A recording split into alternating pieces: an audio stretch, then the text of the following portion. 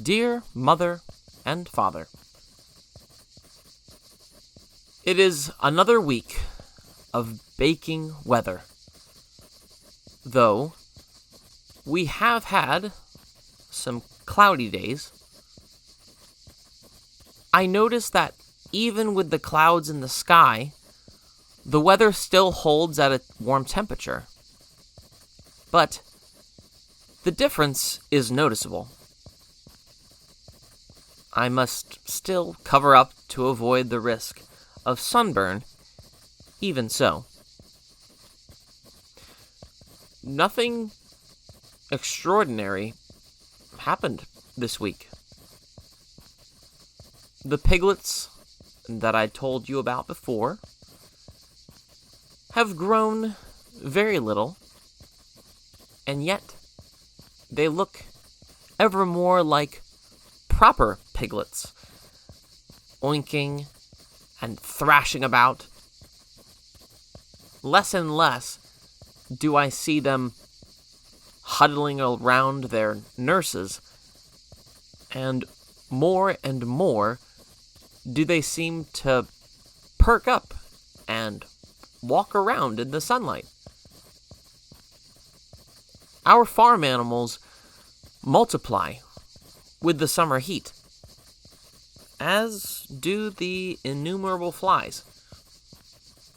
In no way can we control them. Each step, and especially around the pigsty, which we keep carefully nestled away so as to avoid the stench, we still cannot avoid the flies or the stench. Beyond the gates, we allow the animals rich pasture land, so that their beds are either in the nearby fields or within the Abbey itself. So we do not slaughter the animals for meat so much as we raise them for their benefits. That is, of course, except the pigs and the cows. Sheep we harvest for wool early in the summer, so that now they are regrowing their thick coats.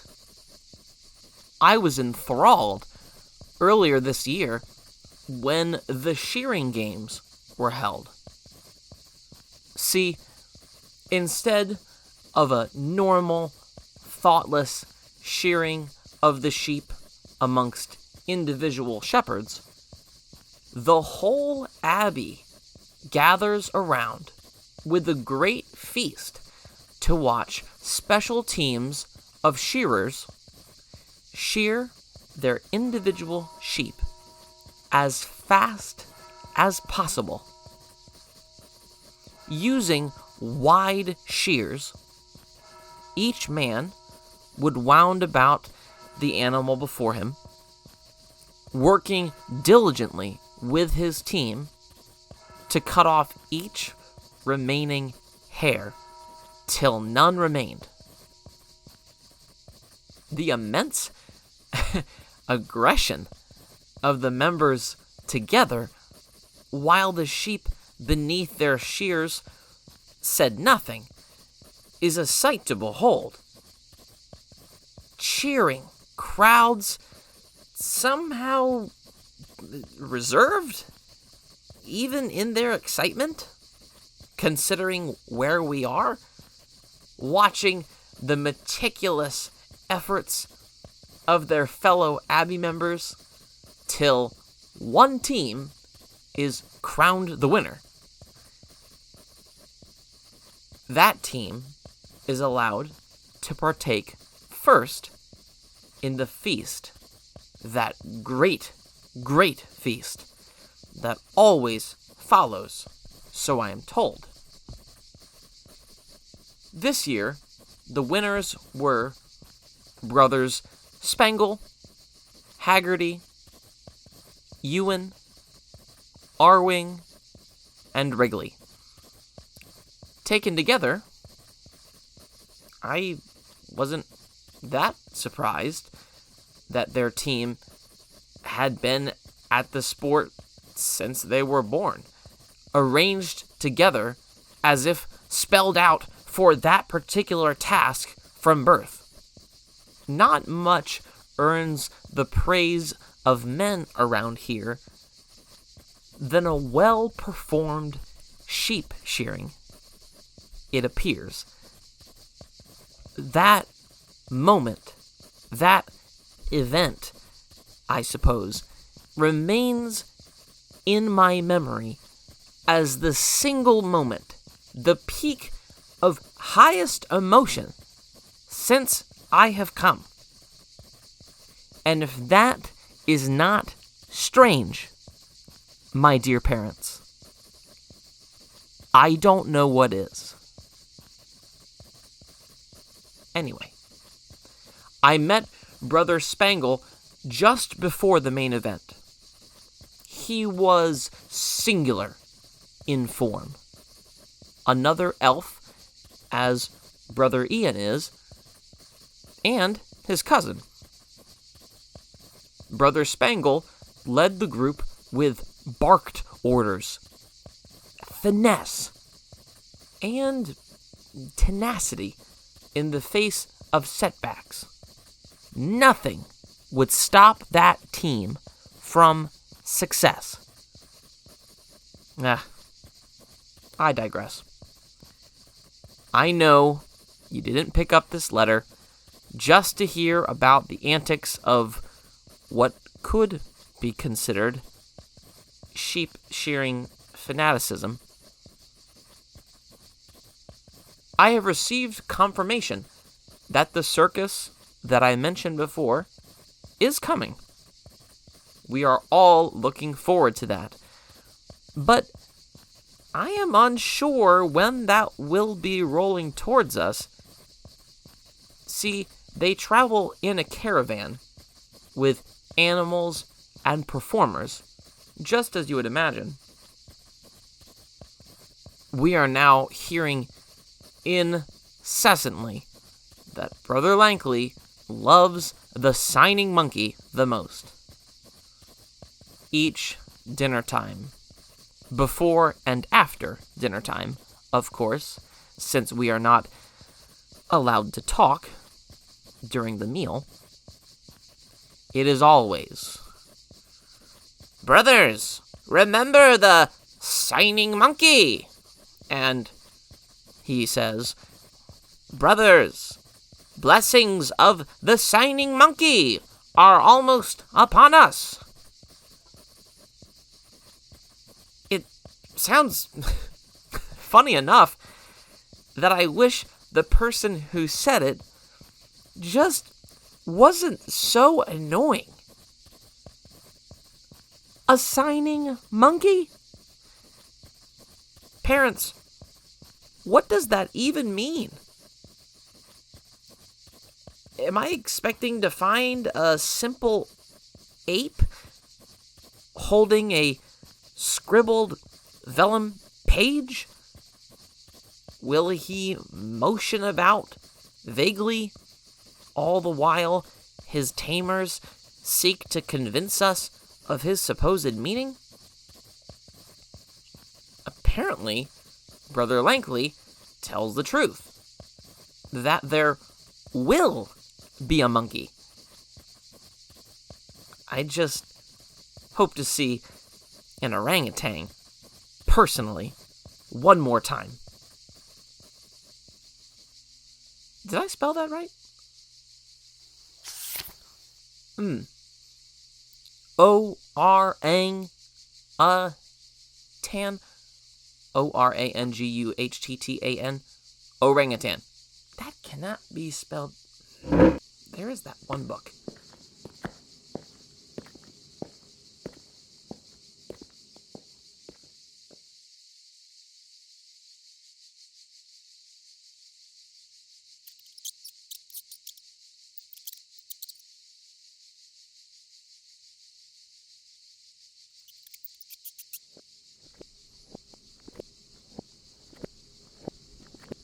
Okay, yes. Here it is. The O's,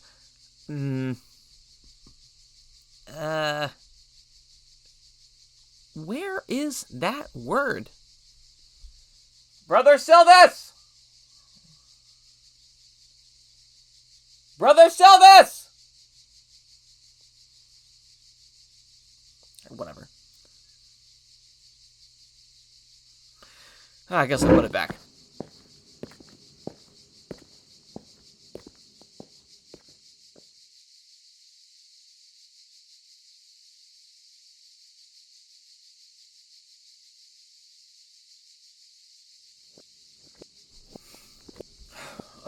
Okay. Where was I?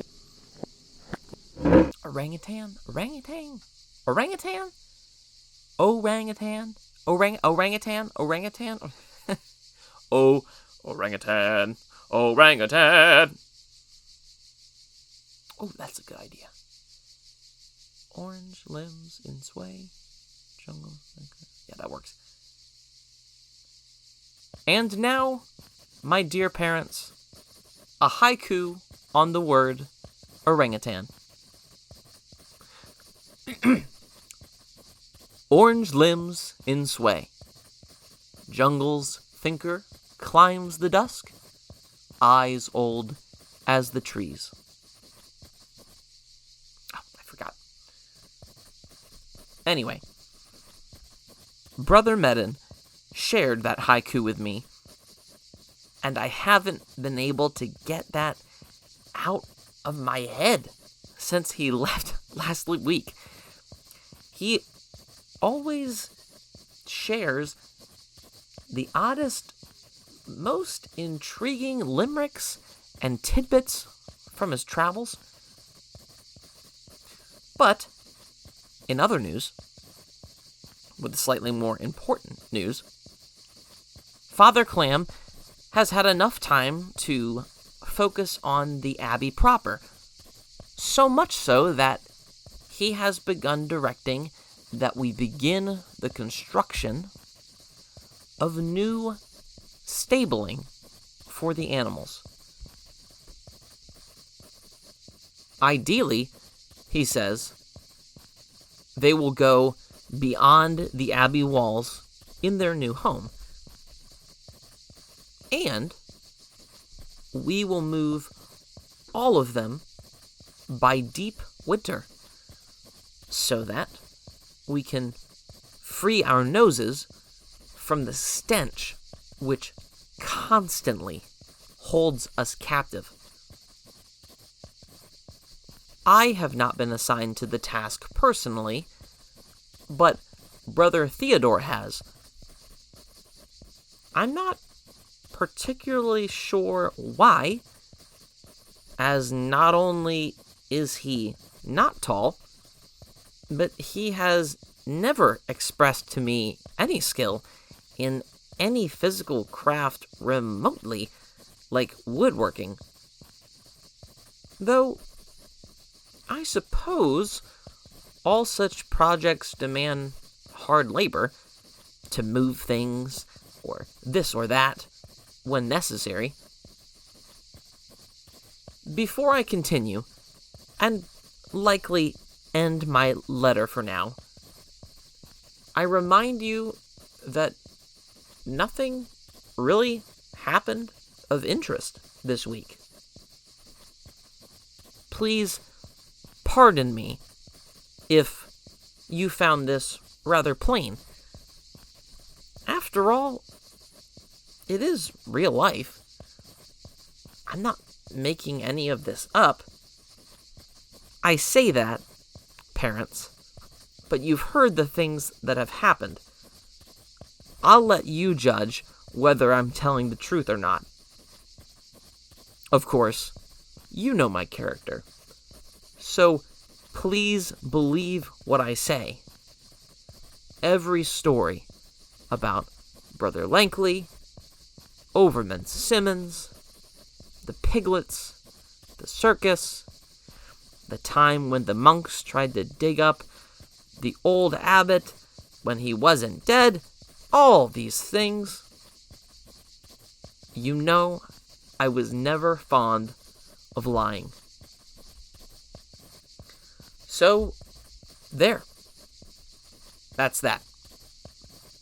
I leave you, but not before reminding you to please send along the seeds I requested last time. I know that each letter will take some time to reach you. By the way, do I annoy you by sending these each week? I certainly hope not. Doing this is similar for me to be like journaling, something that I've never personally taken a liking to, but I know it's highly useful and healthy. Still, I haven't heard why our abbey is called the Abbey of Bitter Tea River, even after all this time. And I'm curious whether that is a reference to the abbey's origin or simply a naming after the river. In other words, did the abbey come first with its name, or did the river get named first before the abbey? Funny, I've actually never tried tea. Well, I hope the next week provides many happy moments for you, and I wish you peace and blessings during our time apart. Please write back when you get a chance. Any letters are always appreciated, even the spare few which you have written thus far. With my love, and the pressed flower petal you can find between the folds of the page I send now. William Faingood.